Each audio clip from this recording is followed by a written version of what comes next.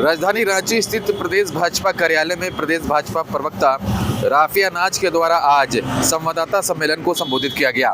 इस संवाददाता सम्मेलन के माध्यम से प्रदेश भाजपा प्रवक्ता ने झारखंड प्रदेश में मौजूदा स्वास्थ्य व्यवस्था के विषय पर पार्टी के मंतव्य को रखा।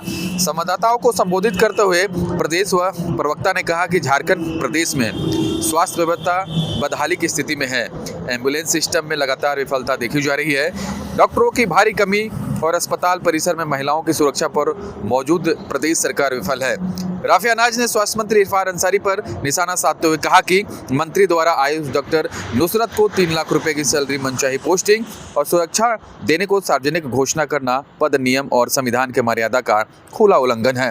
उन्होंने आरोप लगाया कि इरफान अंसारी गैर जिम्मेदार बयानबाजी करते हुए मनचाही नौकरी और पद देने के वादे कर जनता को दिग्भ्रमित कर रहे हैं, जबकि उत्पाद सिपाही अभ्यर्थी की मौत, गर्भवती महिलाओं और नवजात शिशुओं की मृत्यु तथा रिम्स और सदर अस्पताल जैसे संस्थाओं में हो रही आपराधिक घटनाओं पर सरकार पूरी तरह विफल रही है।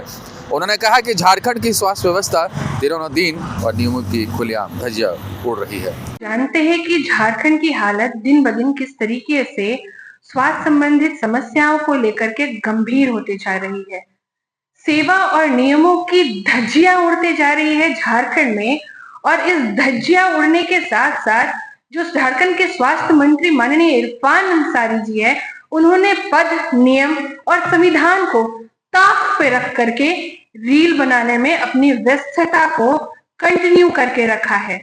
तो आप जैसा कि जानते होंगे कि किस तरीके से जो हमारी स्वास्थ्य की व्यवस्था है वो दिन ब दिन दर से बदतर होते जा रही है।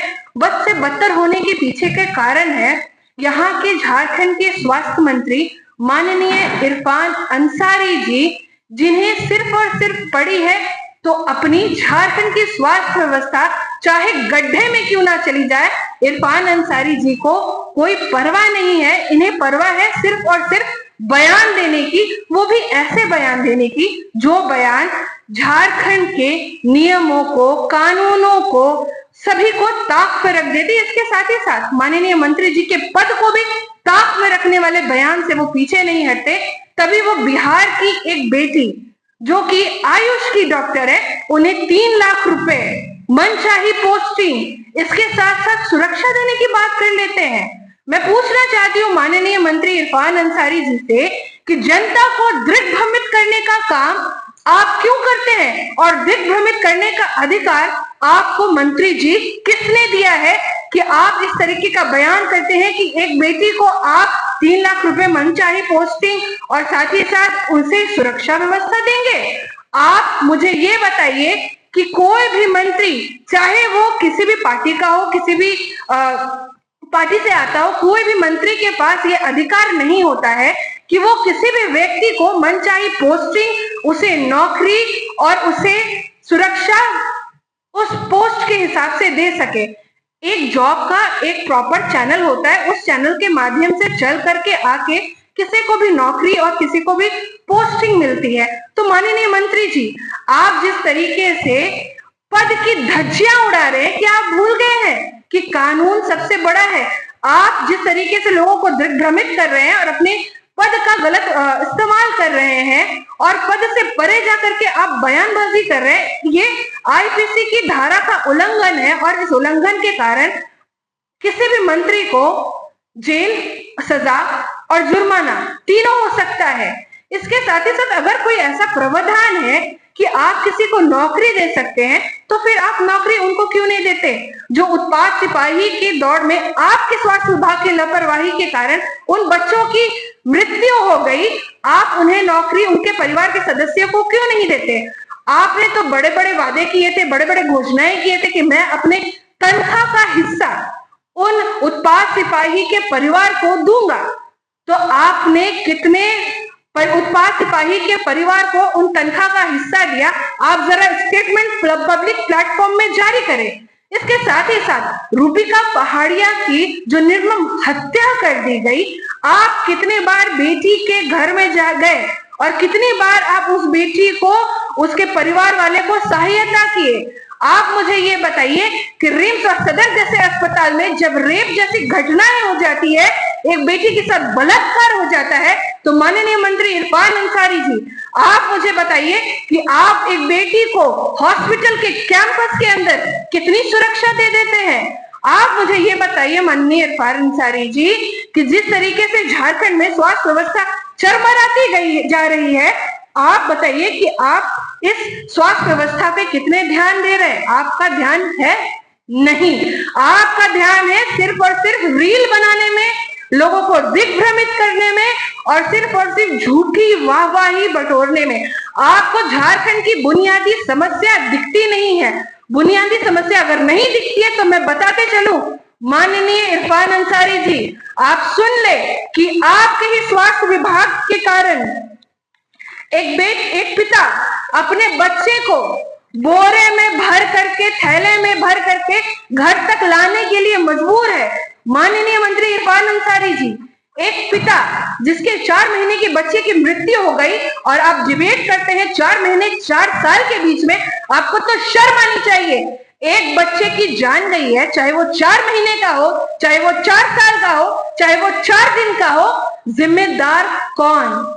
आपका स्वास्थ्य विभाग इसका जिम्मेदार है। और ये पोल खोलता है आपकी सरकार का कि 20 रुपए में आप झोला में बच्चे की लाश को घर तक ले जाने के लिए मजबूर करते हैं। ये पोल खोलता है आपकी सरकार की ग्राम बस योजना का कि उस बेचारे गरीब के पास सिर्फ और सिर्फ 100 रुपए थे, 20 रुपए का वो थैला खरीदता है, 80 रुपए का बस का किराया देता है।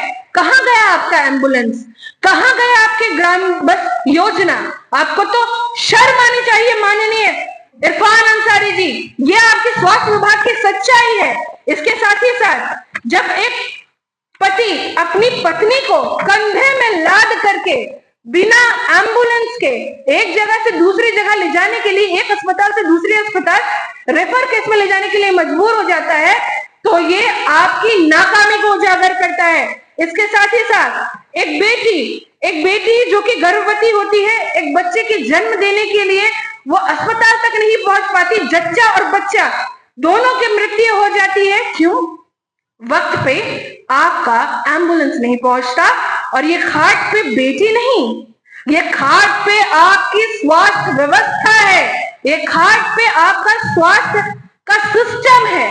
वो सिस्टम जो रील बनाने में व्यस्त है, पर रियल में आपको किसी की भी परवाह नहीं है। आप कैसे भूल सकते हैं कि एक गर्भवती महिला ओटी के अंदर में है और उस ओटी के अंदर में टॉर्च के जरिए उसकी सर्जरी कर रही है। इरफान अंसारी जी, शर्म करिए आप कि आपका स्वास्थ्य विभाग इतना चरमरा गया है और आप बड़ी बड़ी डीलिंग हाँकते हैं, पद और मर्यादाओं को ताक पे रख के कि 3 लाख रुपए आप नियुक्ति करेंगे आयुष की डॉक्टर का। इसके साथ ही साथ मैं याद दिलाना चाहूंगी कि किस तरीके से गुमला, सिमडेगा, चाईबासा में एम्बुलेंस नहीं होने के कारण लोगों की मौत गई। सुरेश पासवान से कई मेरे ऐसे भाई हैं, उनकी मौत सिर्फ और सिर्फ एम्बुलेंस की वजह से हुई, क्योंकि झारखंड में एम्बुलेंस की सुविधाएं उपलब्ध नहीं है। 70% एम्बुलेंस डेड पड़े हुए हैं, जो कार्यरत है उसमें कर्मी नहीं है, कर्मियों को वहां पे सैलरी नहीं मिल पा रही है, उन्हें भुगतान नहीं मिल पा रहा है। आज एम्बुलेंस कर्मी दर दर भटक रहे अपने वेतन को पाने के लिए। इसके साथ ही साथ आप तो बड़ा आला लेकर के हॉस्पिटल खेलते रहते हैं, तो आपको तो ज्ञात ही होगा कि 3,691 जो पदें हैं अस्पताल में डॉक्टर की, उसमें से केवल 2,000 पदों में भर्तियां हुई हैं, 1691 पद अभी भी रिक्त हैं। तो माननीय इरफान अंसारी जी, स्पेशलिस्ट डॉक्टर के भी पदें आप जरूर सुन ले।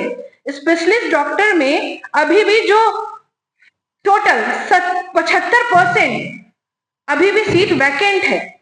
1200 सीट स्पेशलिस्ट डॉक्टर की होती है, जिसमें से सिर्फ और सिर्फ 300 डॉक्टर की ही नियुक्तियां हुई है। तो इसके जिम्मेदार कौन है? क्या आप स्पेशलिस्ट डॉक्टर हैं? क्या आप पूरे जो मेडिकल सिस्टम का आपने ठेका उठा करके रखा है, जो आप लोगों को भ्रमित करते हैं, पदों की धज्जियां उड़ाते हैं, संविधान की धज्जियां उड़ाने से आप पीछे नहीं उठते, बयानबाजी में आप लगे रहते हैं। इसके साथ ही साथ मेरा एक आपसे सवाल रहेगा माननीय मंत्री जी, कि आप मुझे जरा ये बताते चले, क्योंकि मेरे मन में एक ज्वालामुखी की तरह एक सवाल फूट रहा है कि बिहार की एक बेटी जो कि आयुष विभाग के अंदर आती है, वो एक मुसलमान बेटी है। मैं राफिया नाज आयुष के अंदर मैं भी योग करवाती हूँ, एक योग शिक्षिका हूँ। मेरे लिए अभद्र टिप्पणी, मेरे लिए गालियां, मेरे लिए गुंडे, मेरे लिए धमकी, पर नुसरत के लिए जो एक आयुष के डॉक्टर है, उनके लिए 3 लाख की नौकरी, मनचाही पोस्टिंग, सुरक्षा आप देते हैं, तो ये संविधान की नियमों कानूनों की धज्जियां उड़ाते हुए आप कैसे देते हैं? अगर आप भूल गए होंगे तो मैं आपको सुनाते चलूं, शायद आपको याद आ जाए आपके शब्द।